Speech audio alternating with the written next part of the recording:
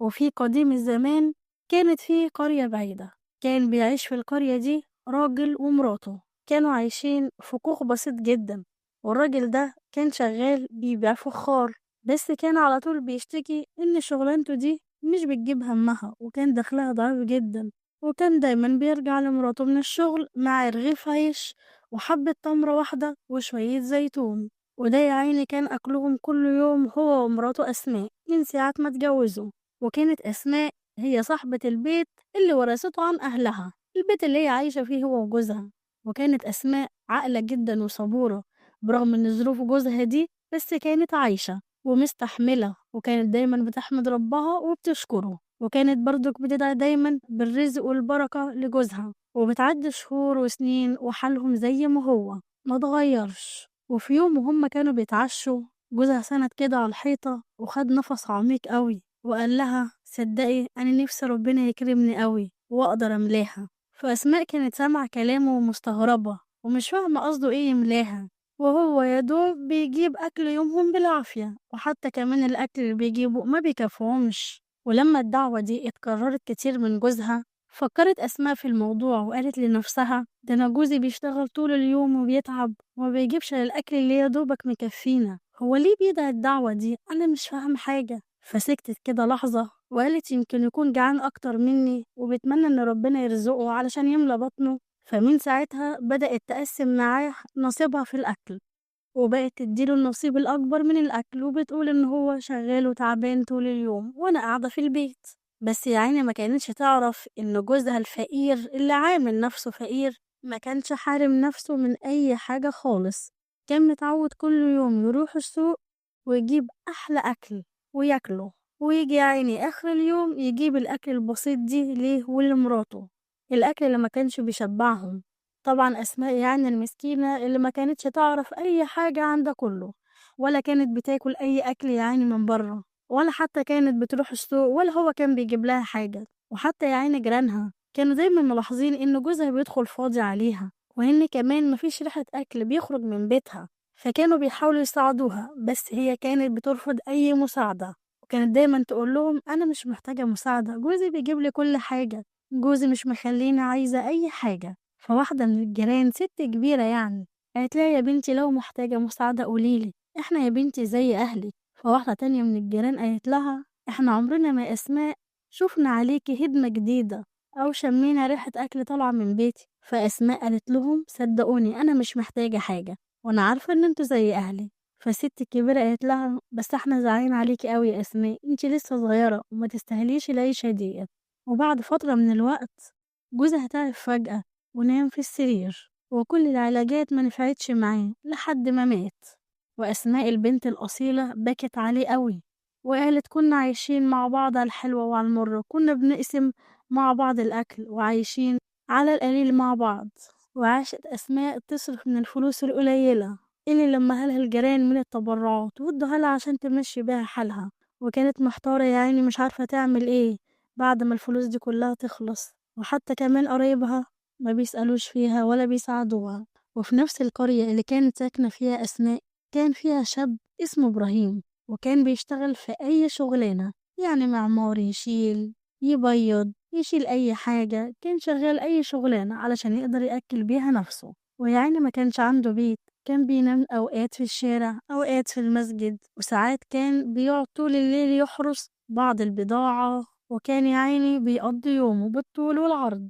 ولما سمع بخبر الأرملة قال لنفسه: أنا محتاج بيت يقويني، وهي تملك البيت، وهي عايزة حد يشتغل ويصرف عليها ويأكلها، وأنا أقدر أصرف عليها وأكلها، فإيه المانع إن أنا أروح أطلب إيديها وأنام في بيتها وأنا أشتغل وأصرف عليها. فإبراهيم اتشجع وراح لإمام المسجد علشان يطلب إيد أسماء منه. وفعلا إمام المسجد بعد ما خلص صلاة الظهر راح على بيت أسماء، وخد معاه 2 من كبارات القرية، وراحوا قالوا لها إن في شاب اسمه إبراهيم، هو شاب فقير فعلا بس أخلاقه ممتازة جدا وراجل بمعنى الكلمة. فأسماء طلبت فرصة من إمام المسجد إن هي تفكر في الموضوع. وفعلا بالليل أسماء قعدت طول الليل تفكر تعمل إيه في الموضوع ده، وكانت مترددة جدا بين إن هي توافق أو ترفض، وكانت خايفة إن هي تعيش نفس العيشة اللي كانت عايشاه أو أسوأ منها كمان، علشان هو يعني فقير وما عندوش شغلانة ثابتة. بس عقلها كان بيقول لها إن الحي أبقى من الميت، وإن الفقر مش عيب، والمهم إن هو يكون راجل يصونها ويصرف عليها ويبقى سندها في الدنيا. وفي الآخر وافقت أسماء وقالت للإمام إن هي موافقة. ولما عرفوا أهل القرية بجواز أسماء من إبراهيم فرح جدا وانبسطوا إن هي هتلاقي راجل يصونها، إن هو كان معروف بحسن الخلق، وكمان كان معروف عنه إن هو مثقف وزي ما يكون متعلم، بس يا عيني الزمن بهدله. فالجيران قرروا يساعدوا أسماء، فجابوا لها فستان جديد وحذاء جديد عشان تلبسه يوم كاتب كتابهم. وبرضك كبارات القرية وشيخ المسجد ساعدوا إبراهيم في إنهم يجيبوا له هدوم جديدة وادوله فلوس علشان يجيب عشاء ليه هو وزوجته بعد كتب الكتاب. وفعلا كتبوا الكتاب في المسجد، وهو جاب عشاء وروح هو وأسماء للبيت. وطبعا أسماء ما كانتش تعرف شكل إبراهيم خالص عشان هي ما كانتش بتخرج من البيت خالص، فلما شافته اتفاجئت إن هو شكله حلو فعلا، شكله محترم جدا. وأول ما دخلوا من البيت إبراهيم سلم عليها واداها هدية صغيرة مغلفة. فهي ضحكت كده وقالت لنفسها يا عبيطة، كنت هترفضي بسبب فقره وقلة حيلته، الحمد لله ان انت ما فكرتيش ان انت ترفضي. وبرضك إبراهيم أول ما بصلها ما كانش متوقع الجمال ده كله، كان عارف إن هي جميلة بس ما عرفش إن هي أجمل وأجمل. وتاني يوم الصبح إبراهيم صحي بدري جدا وخرج يدور على شغل، وفضل ماشي يدور على شغل لحد ما لقى تاجر وقفه وطلب منه إنه يصلح له سور البيت بتاعه في شرخ بسيط. فإبراهيم طبعا فرح جدا وقال له يلا على الشغل.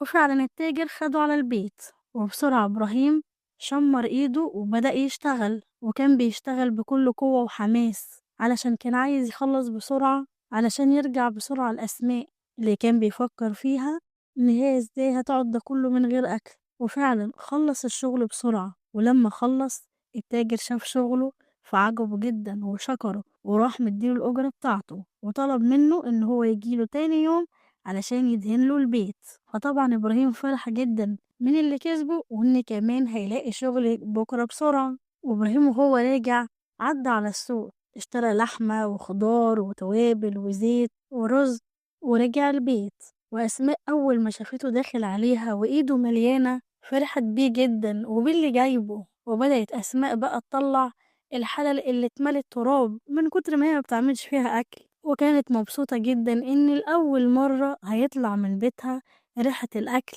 وأول ما خلصت الأكل والأكل استوى كلوا هما الاتنين لحد ما شبعوا وحمدوا ربنا ودعوا إن النعمة دي تدوم عليهم على طول. فإبراهيم ابتسم لها وقال لها يا وش السعد عليا، إن شاء الله بكرة لما أرجع من شغلي هجيب حاجات نسهر بيها، هجيب لك الشاي والسكر والدقيق علشان تعملي لنا كيكة ناكلها جنب الشاي. وقال لها معلش أنا هنام علشان تعبان جدا، وكمان عشان عندي شغل كتير جدا بكرة. وتاني يوم صحيوا إبراهيم وأسماء الفجر وصلوا الاتنين سوا، وبعد الصلاة خرج إبراهيم على شغله وغاب طول النهار. وأسماء يا عيني كانت جعانة جدا فخافت تاكل من الأكل ما يجيبش فلوس، بس هي جعت قوي فقالت خلاص أنا هاكل الأكل اللي فاض مننا. وبعد الأكل قامت ونضفت البيت وانشغلت في تنظيف البيت لحد ما الدنيا ليلت.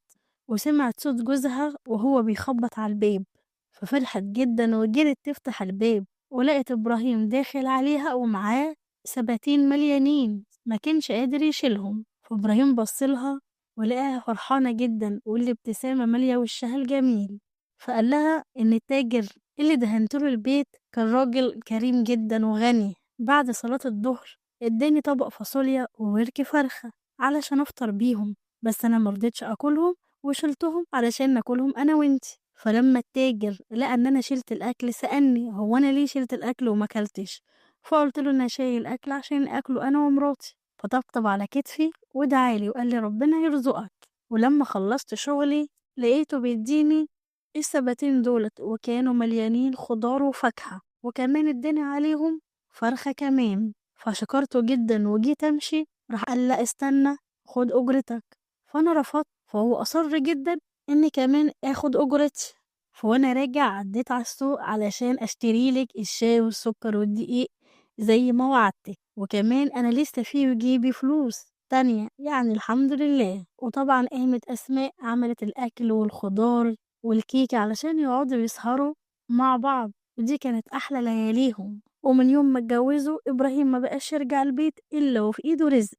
وفي يوم من الايام ابراهيم جاب لاسماء قطعة قماش وقال لها روحي فصلي فستان جميل عند جارتك اللي جنبك. وفعلا أسماء راحت تفصل الفستان، وكان فستان جميل عليها جدا، وكانت فرحانة جدا بالفستان. فإبراهيم حب يفرحها كمان وراح جاب لها جزمة. وبعد مرور شهور من جوازهم أسماء حالتها اتحسنت جدا، الصحية والنفسية، ووشها نور، وحبت جوزها حب مش عادي لأنه عوضها عن كل اللي ضاع من عمرها، وعلشان كمان عيشها العيشة اللي هي كانت عايزاها واللي كانت بتحلم بيها، وكانت عايشة معاه أسعد أيامها. لحد ما جه في يوم وأسماء لقت الباب بيخبط عليها جامد، فجرت تفتح الباب بسرعة وبتلاقي جوزها إبراهيم تعبان جدا ومش قادر يمشي، وكانت في رجالة مسنداه علشان كان رابط رجله. فالرجالة دخلوه البيت وقعدوه، وبعد ما خرجوا من البيت أسماء جرت على إبراهيم وهي ميتة من العياط عليه. فإبراهيم قال لها ما تقلقيش، الحمد لله إن هي جت على قد كده. فأسماء قالت له إيه اللي جرى وإيه اللي حصل؟ فقال لها وأنا بشيل الحجرة حجر منهم وقع على رجلي ورجلي اتجزعت، والحمد لله لحقوني وربطوا رجلي، بس الحكيم قال لي إن لازم أقعد في البيت حوالي 15 يوم، ومعلش يا أسماء استحمليني. فأسماء قالت له ولا يهمك، ألف سلامة عليك، المهم إن أنت تقوم بالسلامة، ولو عايزني أطلع أشتغل هطلع أشتغل. فإبراهيم قال لها لأ الحمد لله مستورة، فطلع لها فلوس من جيبه وقال لها معلش الفلوس دي أنا عارف إن هي مش هتقضي، بس حاجة نمشي بيها. فأسماء قالت له إن شاء الله ما تشيلش هم، أنا كمان شايلة مخزون من الخزين اللي أنت كنت بتجيبهولي، المهم سلامتك. وبعد كام يوم إبراهيم حس بزهق إنه ما بيعملش حاجة في البيت، قاعد ليل ونهار. فقال لأسماء إنك عقبال ما تعملي الأكل هقوم أشوف الشروخ اللي في البيت ده وهحاول أصلحها طالما أنا قاعد ما بعملش حاجة. فأسماء قالت له اقعد وما يتعبش نفسك، ولما تخف يبقى اعملها براحتك. فقال لها لا أنا لما أخف هروح شغلي، وأنا كده كده قاعد هقوم أشوف التصليحات اللي عايزها البيت. وفعلا إبراهيم وهو بيدور على الشروخ والكسور اللي جوه البيت علشان يصلحها لاحظ إن في حجر بيتحرك وكأنه بيتشال وبيتحط. وفعلا إبراهيم حاول يشيل الحجر وفعلا لقى الحجر كأنه وراه حاجة، ولقى فعلا ورا الحجر ده زي حفرة. فندى على أسماء علشان يشوف إيه الحفرة دي، بس أسماء ما سمعتهوش عشان كانت بتطبخ. وإبراهيم مد إيده في الحفرة ولقى زي صندوق، فطلع الصندوق ولقاه صندوق خشب ومقفول بقفل، فخد الصندوق وحط الحجر مكانه ونده على أسماء تاني. والمرة دي أسماء سمعته وراحت له، فسألها إبراهيم وقال لها هو في مخبأ في البيت؟ فابتسمت أسماء كده وقالت له مخبأ؟ مخبأ ليه؟ هو عندنا إيه يعني كنا نخبيه؟ ما أنا حكالك عن ظروف جوزي الأولاني. فإبراهيم طلع لها الصندوق وقال لها إن هو لقى الصندوق ده ورا الحجر ده، وشلها الحجر ووراها المخبأ اللي وراه. فأسماء سكتت واستغربت جدا وقالت له إن هي أول مرة تشوف الحجر ده وتشوف المخبأ ده. والاتنين فتحوا الصندوق ولقوا جوه الصندوق خيرات الله كلها، ذهب ومجوهرات وعملات ذهبية. فأسماء سندت على الحيطة كده وبحزن وعينيها دمعت، وافتكرت الجملة اللي كان بيقولها جوزها الأولاني على طول، وقالت الحمد لله إن ربنا عوضني بإبراهيم. فإبراهيم قفل الصندوق واداها لأسماء وقال لها يا أسماء ده حقك، خديه وشوفي هتعملي بيه ايه. فأسماء اديتهوله وقالت له أنا ومالي ليك، أنا يا إبراهيم مأمناك على مالي وعلى نفسي، فخد الذهب ده واعمل بيه تجارة ليك واشتغل وكبر تجارتك. وفعلا إبراهيم بعد ما خف عمل تجارة خاصة بيه وفضل يشتغل لحد ما كبرها، والبيت الصغير اللي كان كله شروخ بقى قصر، وأسماء هي الأميرة فيه، وبقى عندها خدم، وبقى أسماء وإبراهيم عايشين أحلى عيشة، لابسين أحسن لبس وبياكلوا أحسن أكل، وكمان خلفوا صبيان وبنات. وهنا خلصت حكايتنا، والعبرة من الحكاية إن الصبر والرضا هو مفتاح الفرج. لو عجبتكم الحكاية اشتركوا في القناة علشان تبقوا جزء منها، ودوسوا لايك علشان تشجعونا نحكي حكاية تانية، وفعلوا الجرس على الكل علشان يجيلكم كل حكاية جديدة. وإلى اللقاء.